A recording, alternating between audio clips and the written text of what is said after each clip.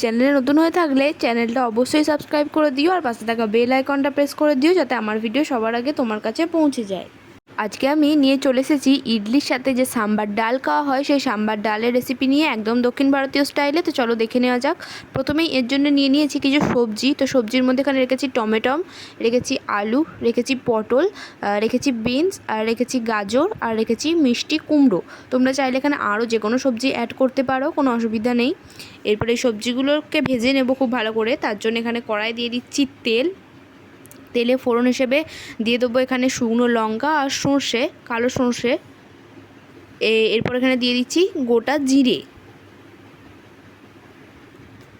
এই তিনটে উপকরণকে একটু ভেজে নিতে হবে। একটু ভেজে নেওয়ার পর এখানে দিয়ে দেবো কারি পাতা। কারি পাতাটাকে দিয়ে একটু ভেজে নেব। তো তারপর এখানে দিয়ে দিচ্ছি পেঁয়াজ। একটা পেঁয়াজ লম্বা লম্বা করে কেটে নিয়েছি। এই পেঁয়াজটাকে ভেজে নেব। এই সময় গ্যাসের ফ্লেম মিডিয়াম রাখতে হবে, আর পেঁয়াজটাকে খুব বেশি লাল লাল করে ভাজা যাবে না। পেঁয়াজটা লাল লাল করে ভাজলে কিন্তু স্বাদটা চলে যাবে। এরপর পেঁয়াজটা একটু ভাজা হয়ে এলে এখানে দিয়ে দেবো কুচিয়ে রাখা কাঁচা লঙ্কা। একটা কাঁচা লঙ্কা কুচিয়ে রেখেছিলাম। এখানে এবার যেমন তোমরা ঝাল খাও সেই অনুযায়ী লঙ্কা দিও। এবার এটাকে একটু ভেজে নিয়ে দিয়ে দিচ্ছি কেটে রাখা টমেটো। শুধু টমেটোটা দিলাম। এরপর এটাকে আর একটু ভালোভাবে ভেজে নেব।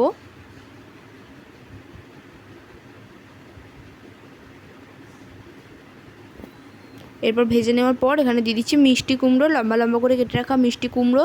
দিয়ে দিচ্ছি লম্বা লম্বা করে কেটে রাখা গাজর,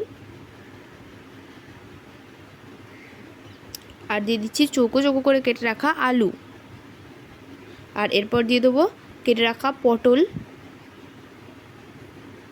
এই সবজিগুলোকে এরপর খুব ভালোভাবে ভেজে নেব। বিনসটা এখন দিইনি, বিনসটা পরে দেবো। এই সবজিগুলোকে এরপর খুব ভালোভাবে কষিয়ে নিতে হবে। একটু কষানো হয়ে গেলেই এরপর দিয়ে দেবো লম্বা লম্বা করে কেটে রাখা বিনস। এবারে সমস্ত সবজিগুলোকে খুব ভালোভাবে ভেজে নিতে হবে।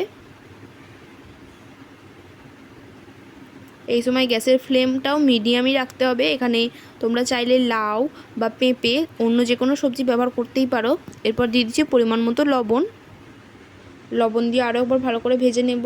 আর দিয়ে দিচ্ছি হলুদ গুঁড়ো। হলুদ গুঁড়ো দিয়েও আরও একবার ভালোভাবে নাড়িয়ে চাড়িয়ে নেব।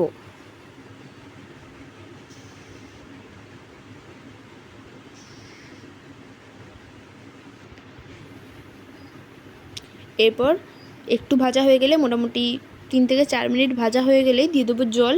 অল্প করেই জলটা দিলাম। জলটা দিয়ে এরপর এটাকে সেদ্ধ হতে দিতে হবে। একটু নাড়িয়ে চাড়িয়ে নিলাম জলটা দিয়ে। এরপর এটাকে চাপা দিয়ে রেখে দেবো সেদ্ধ হওয়ার জন্য।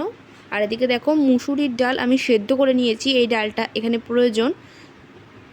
এরপর 5 মিনিট পর এই যে দেখো ঢাকা খুলে মোটামুটি হালকা যখন সেদ্ধ হয়ে আসবে সবজিগুলো, ঠিক সেই সময় দিয়ে দেবো ডালটা, সেদ্ধ করে রাখা মুসুরির ডালটা। এরপর এতে দিয়ে দেবো কালারের জন্য কাশ্মীরি লঙ্কার গুঁড়ো। এটা একদমই কালারের জন্যই দেওয়া। এরপর একটু নাড়িয়ে চাড়িয়ে নিয়ে দিয়ে দেবো তেঁতুলের কাত। এখানে তেঁতুলটাকে ভালোভাবে ভিজিয়ে রেখেছিলাম, তারপর যে জলটা বেরিয়েছে সেই জলটা দিয়ে দিলাম। আর এই সাম্বার ডাল একটু টকটক খেতে ভালো লাগে, তো তার জন্যই এটা দেওয়া হয়েছে।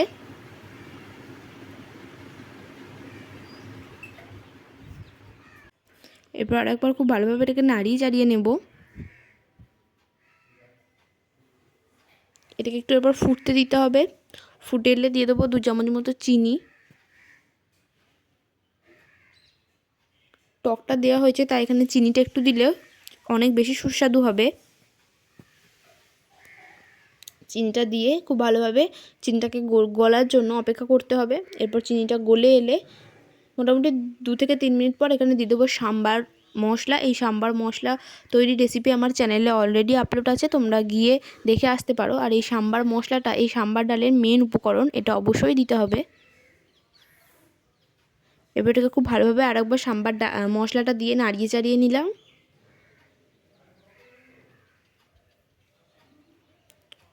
এরপর এটাকে একটু ফুটতে দিতে হবে।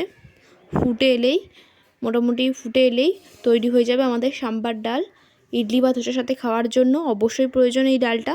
কেমন লাগলো অবশ্যই জানিও, ভালো লাগলে একটা লাইক করে দিও।